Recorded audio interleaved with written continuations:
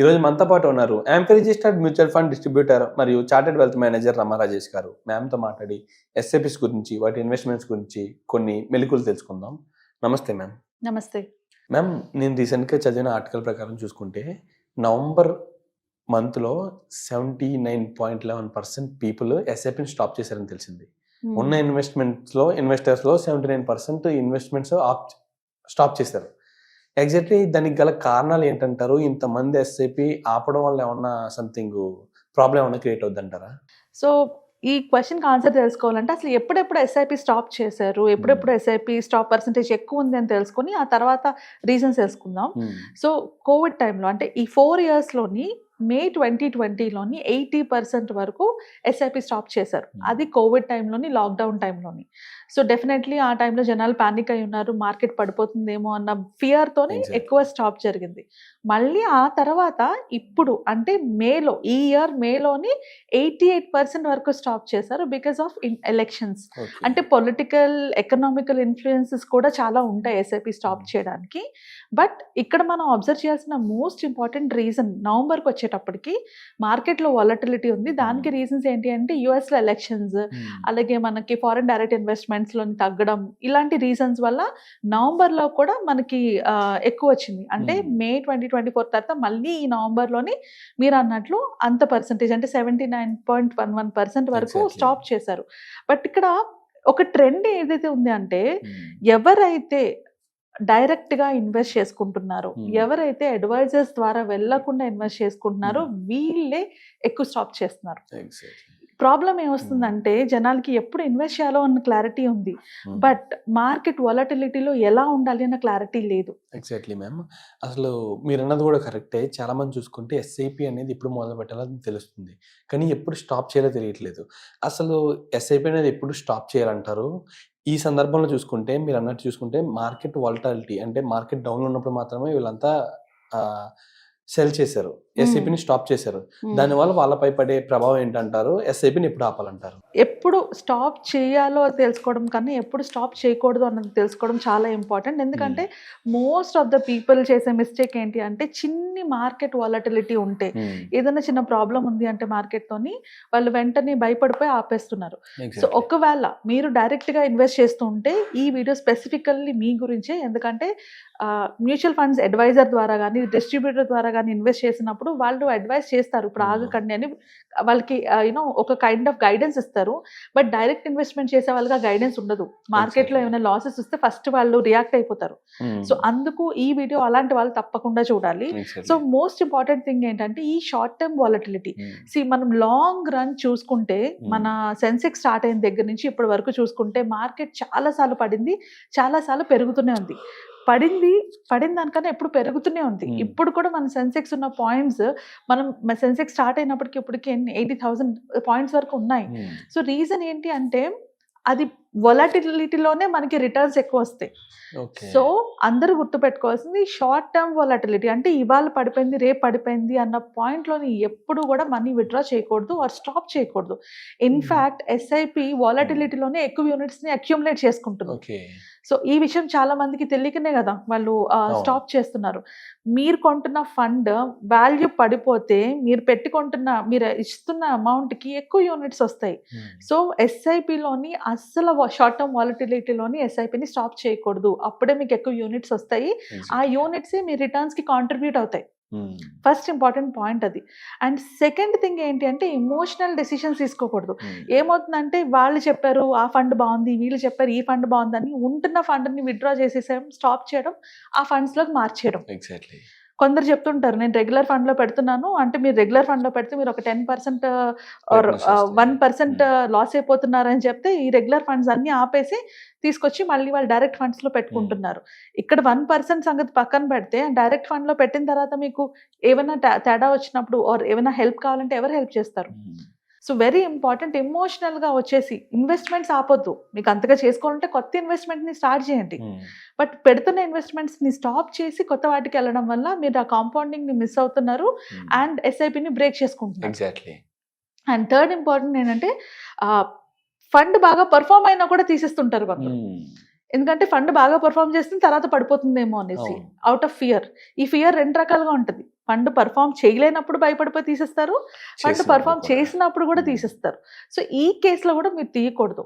And last thing ఏంటి అంటే మీరు ఒక గోల్ కోసం ఇన్వెస్ట్మెంట్ చేసుకున్నారు, ఆ గోల్ రీచ్ అవ్వకుండా ఇప్పుడు నా గోల్ 10 years తర్వాత ఉంది, నేను ఇప్పుడు ఎందుకు దాన్ని ఆపేయాలి, ఇప్పుడు మార్కెట్ పడిపోతే ఏంటి పెరిగితే ఏంటి, నాకు 10 years తర్వాత కదా నాకు ఆ డబ్బులతో అవసరం ఉంది. సో నేను ఏ గోల్ కోసం అయితే ఉంచానో ఆ గోల్ నేను రీచ్ అయ్యే వరకు కూడా నేను ఈ అమౌంట్ని విత్డ్రా చేయకూడదు. సో నేను ఎప్పుడైనా ఒక ఎస్ఐపి చేసే ముందు ఒక గోల్కి అసైన్ చేసుకోండి, అది ఏదైనా కావచ్చు, మ్యారేజో లేకపోతే పిల్లల ఎడ్యుకేషనో, పిల్లల మ్యారేజో, లేకపోతే రిటైర్మెంటో, లేదా వరల్డ్ టూర్, ఏదో ఒకటి. దానికి ఇంత టర్మ్ అని పెట్టుకోండి, 5 years. ఎప్పుడు మేము చెప్తూనే ఉంటాం, షార్ట్ టర్మ్ కోసం మ్యూచువల్ ఫండ్స్ ఎప్పుడు పెట్టకూడదు. సో మీరు లాంగ్ టర్మ్ కోసమే పెట్టుకోండి మ్యూచువల్ ఫండ్స్. ఆ లాంగ్ టర్మ్ ఎంత టర్మ్కి అయితే పెట్టుకున్నారో అంత టర్మ్ కూడా ఉండాలి.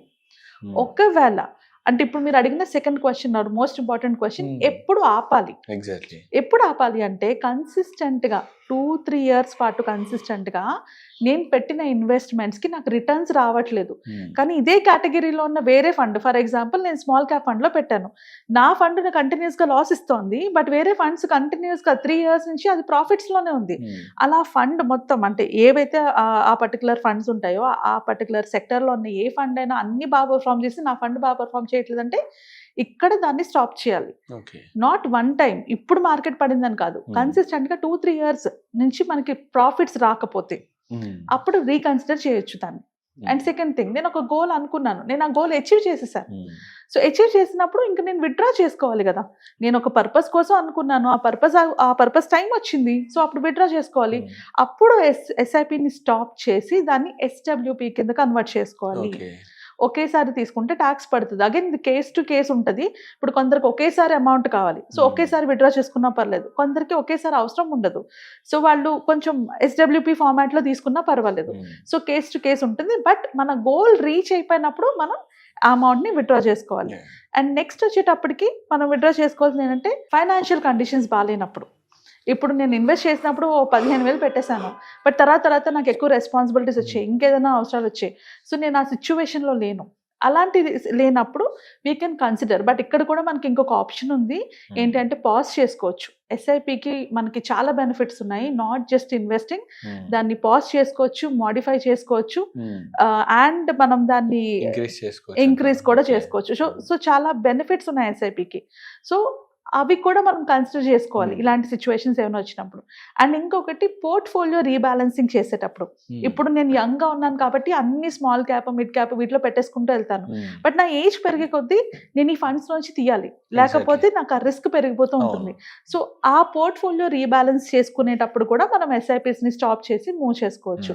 అండ్ ఇంకొకటి వచ్చేటప్పటికి ఇది మీ ఫైనాన్షియల్ గోల్స్, నాకు ఈ గోల్ కోసం నేను దాచుకున్నాను, బట్ నాకు వేరే విధంగా మనీ అరేంజ్ అయిపోయింది, సో ఇప్పుడు ఈ మనీతో నాకు అవసరం లేదు అనుకుంటే స్టాప్ చేయొచ్చు. బట్ నన్ను అడిగితే నీకు అది రిటర్న్స్ బాగా ఇస్తున్నప్పుడు, పర్ఫార్మెన్స్ బాగా ఉన్నప్పుడు యూ కెన్ స్టిల్ కంటిన్యూ, దాన్ని ఉంచుకోవచ్చు అనమాట. సో చిన్ని ఫ్లక్చువేషన్స్కి వీటికి భయపడిపోకుండా ఇలాంటి సిచ్యువేషన్స్లోని డౌట్ ఉంటే ఎవరైనా అడ్వైజర్ దగ్గరికి వెళ్ళి కనుక్కోండి, ఏం చేస్తే బెటర్ అని, ఈ ఫండ్ బాగా పర్ఫామ్ చేస్తుందో లేదని తెలుసుకోండి, అంతేగాని భయపడిపోయి దాన్ని మాత్రం క్లోజ్ చేయొద్దు. అండ్ మోస్ట్ ఇంపార్టెంట్, మనం ఎస్ఐపిలోని 3 ఆప్షన్స్ ఉంటాయి, అంటే పాజ్ చేసుకోవచ్చు, ఒకవేళ ఫండ్ బాగా పర్ఫామ్ చేసుకోకపోతే స్విచ్ చేసుకోవచ్చు, ఆ ఫండ్ నుంచి ఇంకో ఫండ్కి స్విచ్ కూడా చేసుకోవచ్చు. అలా స్విచ్ చేయడం వల్ల ఏమన్నా సంథింగ్ ఎగ్జిట్ లోడ్ లాంటివి ఏమన్నా పడతాయి అంటారా? 1 year పైన ఎప్పుడు చేసినా కూడా మనకి లోడ్స్ పడవు. అండ్ మన స్విచ్చింగ్ ఆప్షన్ కూడా with in the same fund group. అంటే ఇప్పుడు నేను ఎస్బీఐలో పెడితే నేను మళ్ళీ ఎస్బీఐ దాంట్లోనే ఎస్బీఐ అలాగా నేను స్విచ్ చేసుకునే ఆప్షన్ ఉంటుంది. అన్ని ఇవ్వరు, ఎస్ అన్ని కంపెనీస్ ఇవ్వవు, కొన్ని కంపెనీస్ ఆఫర్ చేస్తే, అలాగే అన్ని డిమాట్ అకౌంట్స్లో అన్ని బ్రోకింగ్ ఏజెంట్స్ కూడా అలౌ చేయరు, కొన్ని అలౌ చేస్తారు. సేమ్ మోడిఫై ఎస్ఐపి మోడిఫికేషన్ కూడా చేసుకోవచ్చు. అంటే నేను ఒక 15,000 20,000 ఇప్పుడు పెట్టేశాను, తర్వాత నేను తగ్గించుకోవాలి అనుకున్నా కూడా తగ్గించుకోవచ్చు. So this is a beautiful option, కొన్ని కంపెనీస్ ఆఫర్ చేస్తున్నాయి, అండ్ కొన్ని డిమాట్ అకౌంట్స్ అంటే కొన్ని బ్రోకింగ్ కంపెనీస్ కూడా ఆఫర్ చేస్తున్నాయి, దీన్ని యూజ్ చేసుకోవచ్చు. సో దట్ యంగ్గా ఉన్న వాళ్ళు ఎక్కువతో స్టార్ట్ చేసుకొని ఒకసారి రెస్పాన్సిబిలిటీస్ పెరిగినప్పుడు ఆ ఎస్ఐపిని తగ్గించుకుంటూ రండి. సో అలా లాంగ్ టర్మ్ ఉండేటప్పుడు ఎక్కువ వెల్త్ని క్రియేట్ చేసుకోవచ్చు. అండ్ మోస్ట్ ఇంపార్టెంట్ థింగ్, ఎప్పుడైనా కూడా ఎస్ఐపిని పాజ్ చేసుకోవడానికి ప్రిఫర్ చేయండి రాదర్ దాన్ స్టాపింగ్ ఇట్. ఎప్పుడైనా అంటే ఒక 2-3 months అడ్జస్ట్ అవ్వలేము, ఎక్స్ట్రా ప్రాబ్లమ్స్ ఉన్నాయి అంటే we always have an option to pause. Ma'am and thing, and ఇంకొకటి చిన్న ఒక్క ముక్కలో చెప్పండి, నిజంగా 79.11% పీపుల్స్ ఎస్ఐపిని స్టాప్ చేశారు. వీళ్ళు స్టాప్ చేయడం వల్ల ఆ రోజుల్లో ఏం కోల్పోయారు అంటారు మేజర్‌గా? వాళ్ళు నష్టపోయింది ఏంటంటారు? సో హ్మ్. ఇప్పుడు నువ్వు అడిగిన పాయింట్ అంటే జనాలు వాళ్ళు ఏమనుకుంటున్నారంటే లాస్ వస్తుంది అనుకొని వాళ్ళు సెల్ చేసేసారు. కానీ ఆ ఎస్ఐపి మనం ఒక చిన్న క్యాలిక్యులేషన్‌లో చెప్పుకోవాల్సంటే ఇప్పుడు ఫర్ ఎగ్జాంపుల్ నేను ముందు పెట్టిన దానికన్నా 50% లాస్ వచ్చిందని నేను అమ్మేసాను ఇక్కడ. బట్ ఎస్ఐపిలో ఏం జరుగుతది? ఈ మంత్ కూడా నేను ఇన్వెస్ట్ చేస్తాను కదా! అవును. సో ఇప్పుడు నాకు 50% డిస్కౌంట్‌లో వస్తుంది కదా! ఆ ఎగ్జాక్ట్‌లీ. ప్రొడక్ట్. అవును. రైట్? సో నేను ముందు కొనుక్కున్న యూనిట్స్ కన్నా ఇప్పుడు నాకు డబుల్ యూనిట్స్ వస్తాయి. So exactly. వాళ్ళు అక్కడ ఏం జరిగారు? వాళ్ళు నష్టపోయారు. ఎస్ఐపి గనుక స్టాప్ చేస్తే మార్కెట్ పడినప్పుడు వాళ్ళు నష్టపోతారు గానీ వాళ్ళకి లాభం రాదు. హ్మ్. సో ఈ పాయింట్ తెలియక చాలా మంది బికాజ్ ఈ క్లారిటీ ఇవ్వడానికి ఎవరున్నారు? Like exactly. I said investment చేసిన వాళ్ళలోని చాలా మంది first time investors and second one direct investors. Hmm. So first time ఇన్వెస్టర్స్‌కి కంప్లీట్ నాలెడ్జ్ లేదు. వాళ్ళు పానిక్ అయిపోయారు. అండ్ సెకండ్ థింగ్ డైరెక్ట్‌లో ఇన్వెస్ట్ చేయడం వల్ల వాళ్ళకి సపోర్ట్ సిస్టమ్ లేదు. సజెస్ట్ చేసే వాళ్ళు ఎవరు లేరు. ఎగ్జాక్ట్‌లీ. సో ఈ రెండిటి పాయింట్స్ వల్ల వాళ్ళు లాస్ అయ్యారు. హ్మ్. సో అదే మనం గుర్తుపెట్టుకోవాలి. ఎప్పుడైనా ఎస్ఐపిలో పెట్టేటప్పుడు మనం ఎంత పడినా కూడా అన్ని యూనిట్స్ వస్తాయి. ఈ Exactly. యూనిట్స్ అన్ని మనకి పెరిగినప్పుడు ఒకేసారి వాల్యూని పెంచుతాయి. సో ఎస్ఐపిని స్టాప్ చేసే ముందు గుర్తుపెట్టుకోవాల్సిన పాయింట్స్ ఏంటి అంటే ఇప్పుడు మీకు మార్కెట్ పడిపోయింది అని అనుకున్నా కూడా ఇప్పుడు 50% లాస్ వచ్చినా కూడా అర్థం చేసుకోవాల్సింది మీకు 50% డిస్కౌంట్‌లోని యూనిట్స్ వస్తున్నాయి అండ్ ఇక్కడికే మీ లాస్. మళ్ళీ మీరు కొంటే గనక మీ లాస్ 25% తగ్గిపోయినట్టే ఇక్కడ. అండ్ ఎప్పుడైతే మళ్ళీ యూనిట్స్ పెరుగుతాయో మీకు వాల్యూ పెరుగుతుంది అండ్ పడిన మార్కెట్ పెరుగుతుంది. షార్ట్ టర్మ్ వొలటిలిటీ వల్లే మనం వెల్త్ క్రియేట్ చేసుకుంటాం. సో ఈ షార్ట్ టర్మ్ వొలటిలిటీని భయపడిపోయి ఎస్ఐపిస్ ఆపడం వల్ల మనమే నష్టపోతాం. సో గుర్తుపెట్టుకోండి మార్కెట్ ఎంత పడితే అంత లెగుస్తూనే ఉంటుంది. ఎస్ఐపి స్టాప్ చేయొద్దు. ఒకవేళ ఇది మీ పోర్ట్ఫోలియోలోని ఎవ్రీ ఇయర్ రిపీట్ అవుతూ ఉంటే అప్పుడు రీకన్సిడర్ చేయాలి కానీ జస్ట్ వన్ టైం అది పడిపోయి నెగటివ్‌లోకి వస్తే you don't have to stop the SIP. Absolutely ma'am. Thank you ma'am. Thank you very much. Thank you.